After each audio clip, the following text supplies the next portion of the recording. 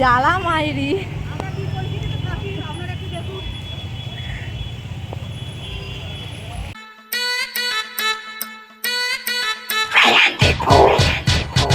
Hello guys, welcome back to our channel, welcome back to our blog. তো ভালো খারাপ সব রকম মিশিয়ে আমি আবার একটা নতুন ভিডিও নিয়ে এলাম তোমাদের কাছে। আশা করি তোমরা ভালো আছো আর আমিও ভালো আছি।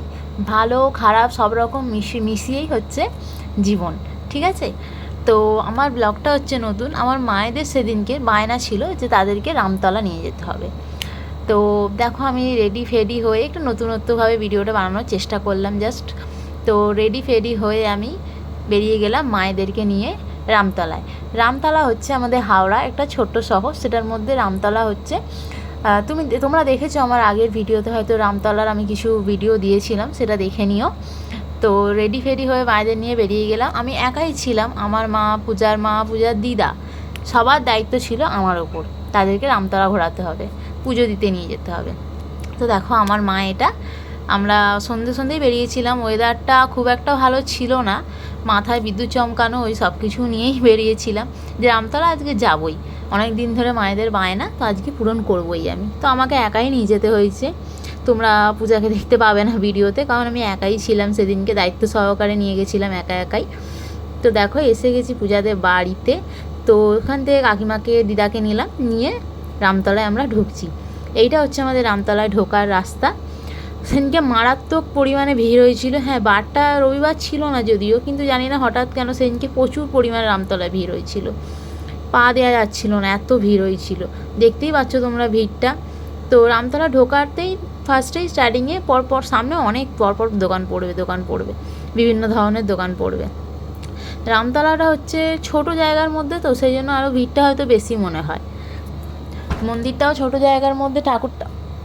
তো এইটা হচ্ছে রামতলায় ঢোকার মুখ, যেখান থেকে আমরা আগে ফার্স্টে রামতলায় ঢোকার মুখে আমাদের আছে বজরংবলী মূর্তি। তাকে স্মরণ করে তারপর রামতলা, তারপর রাম মন্দিরে ঢোকার মুখ। তো দেখতেই পাচ্ছ তোমরা বজরংবলীকে।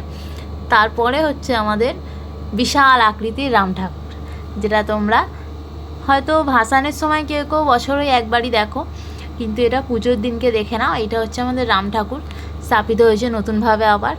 তো এখানে রাম পুজোর জন্য ফুল কিনতে হবে, ডালা কিনতে হবে। তো সেই ডালাটা কিনতেই আমি এসছি মায়েদেরকে নিয়ে। এখানে ডালার দাম দর হচ্ছে, কাকিমা এখানে মিষ্টি দাম কিনতে এসছে। পুজো দিতে মিষ্টি তো লাগবেই, মিষ্টি কিনতে এসছে, আর আমি টুকুস করে ভিডিও করে যাচ্ছি।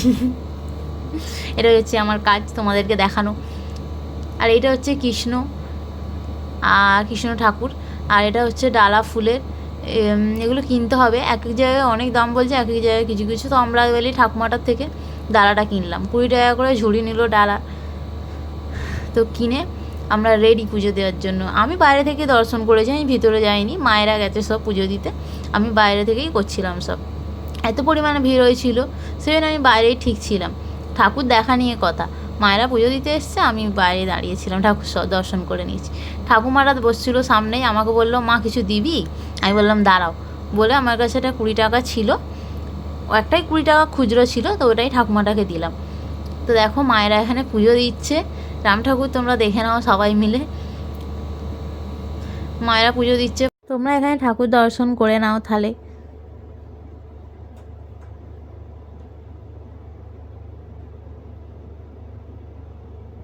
তো দেখছো তুমি, হঠাৎ করে এই লোকটাকে দেখলাম রামতলার মধ্যে, মানে মিডিলটা বসে গান গাইতে শুরু করে দিচ্ছে, যেমন পারে, তো কিছু বলার নেই। তো ওইদিকে তোমরা দেখলে হচ্ছে রাম ঠাকুর, হচ্ছে ওটা মাটির মূর্তি তৈরি করা, স্থাপিত করা, ওইটাই সবাই করে বেশিরভাগ মানে। তো এইটা হচ্ছে পাথরের রাম ঠাকুর মূর্তি, কিছু একটা কারণে এটাও একজন বানিয়েছিল। তো এটা ওদিকে দুজনে মুখোমুখি আছে। এই ঠাকুরটাও দেখে নাও তোমরা। আর ভিড়টা দেখো তোমরা, সেই লেভেলের ভিড় হয়েছিল সেদিনকে, আর দায়িত্বটা ছিল আমার উপর। আমার মনে খুব রাগ হচ্ছিলো একজনের ওপরে, কিন্তু সেই সময় রাগটা সরিয়ে মায়েদেরকে দেখতে হবে। আর বাইরে হঠাৎ করে ঝড় শুরু হয়ে গেছে, এত পরিমাণে ঝড় শুরু হয়ে গেছে, দেখতেই পাচ্ছ জল জমে গেছে। রামতলা হচ্ছে এমনই একটা জায়গা যেখানে একটুতে জলেই হাঁটু জল হয়ে যাবে। তো আমি ফেঁসে গেছিলাম সেদিনকে পুরোপুরিভাবে, একা পড়ে গেছিলাম যে কি করে নিয়ে যাব মায়েদেরকে বাড়ি। এনে তো ফেলেছি, কিন্তু নিয়ে যাওয়ার দায়িত্বটাও তো ঠিক করে নিয়ে যেতে হবে। কত মানুষ এখানে, আমরা সবাই আটকে গেছি মন্দিরের ভেতরে। যাই হোক, ভাগ্যিস ঠিক টাইমে আমরা মন্দিরের ভেতরে ঢুকে গেছিলাম, বেঁচে গেছিলাম ঝড় জলের থেকে। তো সব লোক দাঁড়িয়ে আছে, আমরাও দাঁড়িয়ে আছি, কিছু করার নেই, যেতে পারবো না, বাইরে বিশাল পরিমাণে ঝড় জল হচ্ছে। তোমরা আমার হাসি হাসি মুখটা দেখছো, কিন্তু ভিতর ভিতর আমি খুব রাগও করছিলাম একজনের উপর, যে আমি একা একা এই সব কিছু করছি, কী করে নিয়ে যাব মায়েদেরকে বাড়ি ঠিকঠাকভাবে বৃষ্টির মধ্যে। দেখো এত বৃষ্টি পড়ছে, এত বৃষ্টি পড়ছে, আমি রাস্তায় দাঁড়িয়ে আছি, একটা টোটোও যাচ্ছে না। দেখছো আমার মাকে জলের ওপর দিয়ে যাচ্ছে, এত জল জমে গেছে রাস্তার মধ্যে।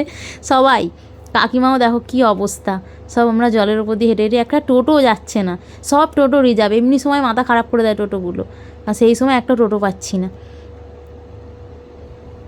বেচারা সবাই জলে জল মারিয়ে মারিয়ে যেতে হচ্ছে।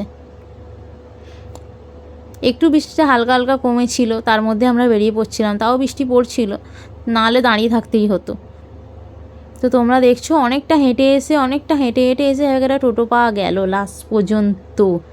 তো এসে আমরা বাড়ি এলাম। তো এই বলে আমি আমার ভিডিওটা শেষ করলাম তোমাদের কাছে।